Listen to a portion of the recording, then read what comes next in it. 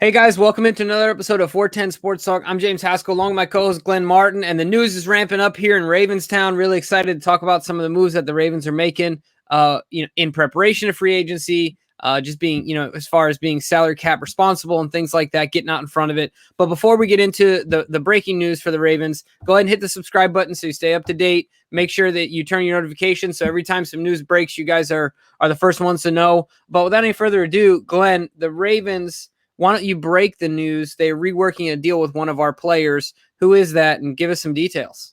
Yeah, the Ravens have restructured cornerback Marcus Peters' contract, freeing up $3.5 million in additional cap space for this season.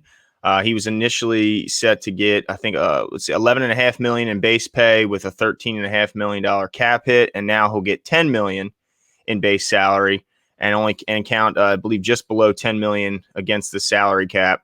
And basically, all they did with this is put the expense off until next season. So It's not like they're getting rid of the money. Marcus isn't making any less money. They're just picking where they pay him that money and switching it from this year to next year, right?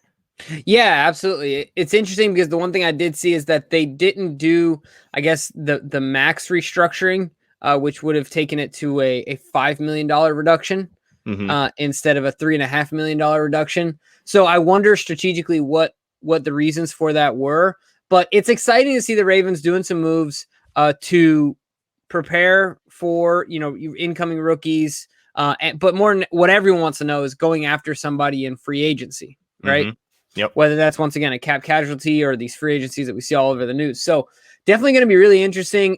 It's good for Marcus because he gets more. His salary is now. A portion of that is now a bonus. So it becomes, he has that money. He has more guaranteed money. So that's nice, even though it's put off a little bit. He's increased his guarantees a little bit. So good for him there. But the other thing too, do you think that maybe they did this because next year, assuming that Peters plays well, they're gonna extend him anyway? I mean, he's only 20. He's gonna be 20. He's 28 this year, if I'm not mistaken. He's 28 he's 28 this year, so he'll only be 29 going into the following season. I'm assuming that they feel pretty confident that even though next year's hit will go up, they're gonna restructure. They're gonna extend him anyway. Yeah, it's pretty clear that the Ravens value coverage just as much, if not more, than any other team in the league. And through their look through analytics, and which they're, again, one of the leaders in the league, they found that coverage was the most valuable thing to have on defense, which makes a lot of sense when you look at their spending. They certainly spent a lot on that secondary. And yeah, I would anticipate, I mean, he's been ultra productive since he's been here. The off the field antics that were a plague kind of for him in Kansas City and LA haven't been an issue here. He's been welcomed and well received in the locker room. So yeah, I anticipate him staying in Baltimore and him and Marlon being really dominant for the next however many years they plan to be here. And hopefully, if Tavon Young can put together a full healthy season, who knows what could happen in the secondary, because that would be one of, if not the most talented set of three corners you could have. And then, oh, by the way, Jimmy Smith is still there right behind him. So, yeah, I anticipate. Now, my thing is there's still other moves they can make, and we're going to get into those in a second on how they can clear additional space. But, Jimmy, I have a question. With this, I guess two questions. Do you think this is the first of a couple moves? And do you think this move was made with a player in mind that they're trying to clear space enough to get? Yeah, it's really interesting when you think about that, because it could easily be that. So to answer your first question, I do think that there are going to be more moves as far as in-house Ravens that will be extended, restructured, whatever the case may be. I think of a Ronnie Stanley. I even think of a Marlon Humphrey doing some restructuring there, depending on, I think your second question and your first question are kind of connected, because I think what Eric would do first is identify the player and identify the market for that player, and then what the Ravens market for that player is. And then say, okay, how, kind of reverse engineer it and say, how can I get there? If I need to bridge that gap, how can I get there? Let me go look at Ronnie's deal. Let me go look at whoever's deal. But I think Ronnie's another one. Marlon can be another one if they find the guy that they really, really want to bring in. The one that, I was surprised. I thought Brandon Williams would be the first one to restructure or anything like that. But maybe they're still working through the extension, where with Peters is pretty easy. We're just, hey, we're going to do this and this. Okay, fine. You know what I mean? 3.5 million more guaranteed for me. Okay, fine. So it could have just been based on the fact that this was just easier.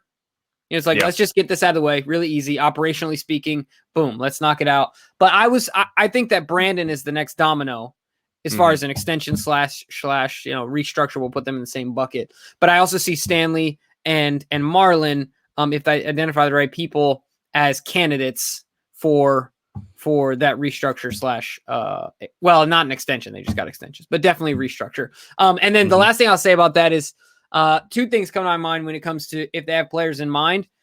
And one was, are they doing this? Is it a routine thing that they're doing?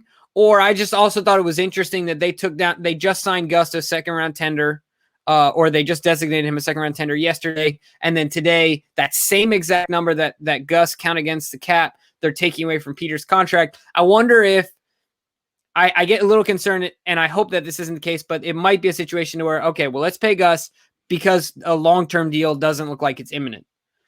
He might be, and I get it. Look, you've been undrafted rookie free agent or an undrafted free agent.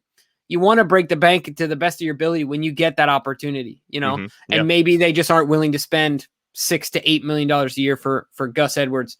So they're fine taking the 1 year hit. This is how they absorb it, and they're kind of moving on from there. So I don't know if they've identified a player yet. I also thought about the Gus thing. What are your thoughts? Yeah, it's definitely possible. I do think it also could just be, this is such a unique year that every bit of cap space that you can acquire is valuable. And I don't necessarily think it means that Gus isn't going to be here long term, but I mean, it's definitely possible. It's a position, running back's a position that's been severely devalued, throughout the league. And it could be also a thing where, look, if they can't come to a long-term deal next year, they could also decide to tag him, which isn't the highest number. It's not the craziest position to tag.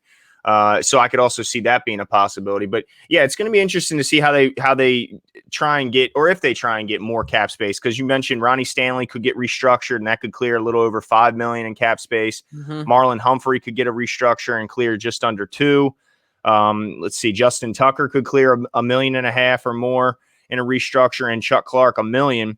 But I'm interested in Brandon Williams, because I agree with you that Brandon Williams is a guy that when he's on the field, he makes a difference, certainly in the run game, but he has such a monster cap hit, $14.5 million. And I think that he's definitely a candidate to give an extension to, given his age and the position he plays. But also, this is just a scenario I'm throwing out there. It's not necessarily I'm in favor of it, but it's a scenario. What if they decided to cut Brandon Williams, which would save the most? They would save $7.5 million in cap savings. They would incur $7 million in dead money. But they could then go grab like a Derek Wolfe, who would be, you'd think a lot less than Brandon Williams in that cap number, and get similar production for less money. Because I think we remember when Brandon Williams and Calais were both forced to miss a game, Derek Wolfe was in there battling. He graded out very high in run defense this year, despite the fact that we were expecting a little bit more pass rush. He was a phenomenal run defender. Didn't give much in the pass rush, but was really good against the run. They did just draft Broderick Washington and Justin Madubuike to, in theory, eventually replace Brandon Williams. What are your thoughts on if they decide to cut Brandon Williams and find a cheaper replacement, like maybe a Derek Wolfe?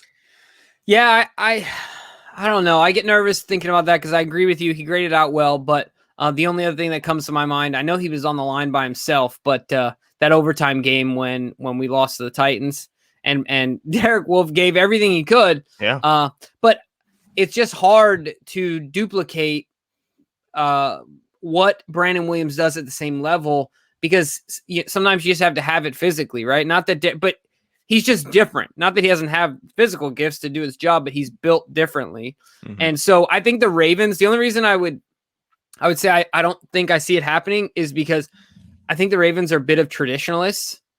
And Eric even talked about that, and that I feel like we've always had the big guy in the middle. It's always been a staple, right? If I'm not, go back to Sam Adams, right? Yeah. Yep. Yeah. Dude. Sam Adams. Right. You got, Saragusa, Kelly Gregg. Kelly Gregg wasn't huge, but he was the big guy in the middle, if you will. Haloti Nada, I think, easily far and above the best one we ever had in the middle. And Brandon's right there. So I don't know if Broderick if Broderick Washington does enough for me, and I don't know if Derek Wolfe is the right body type. So I get what you're saying. Like, it's a possibility, not necessarily something that you're saying that you're in favor of, right? But it's worth analyzing and saying, could this be worth it? Now, I'll provide you with one caveat. Okay. If there is a player that the Ravens are in love with, then I could see Eric pulling the trigger, right? If he had no other way around it, like a difference maker. Yeah. That he considered to be worth whatever money he was about to, delve out to this guy, then I could see it happening. But if not, no, I mean, I see Brandon on the team.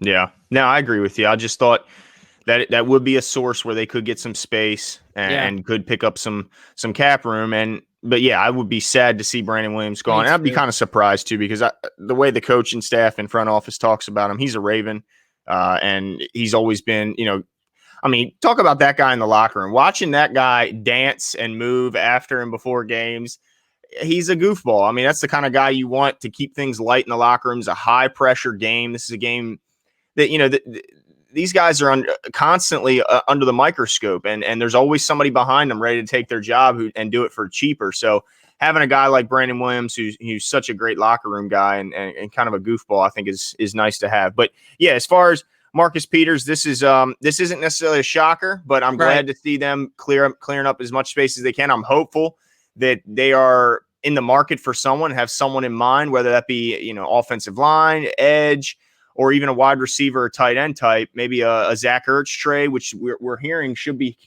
coming in the coming days. I thought it was going to happen this week, and this week is nearing an end, so we'll have to wait and see what happens. But definitely think that the Ravens have someone or some position in mind that they want to attack, and this helps things out.